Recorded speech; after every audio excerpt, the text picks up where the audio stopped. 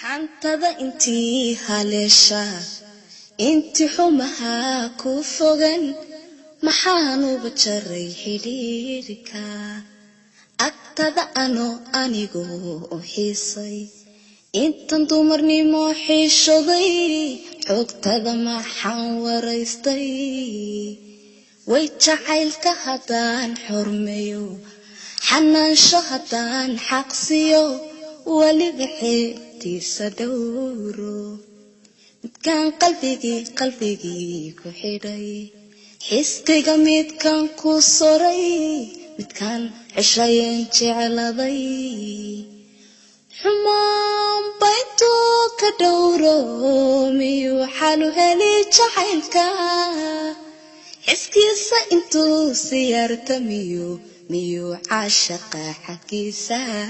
cusiyo u samayninta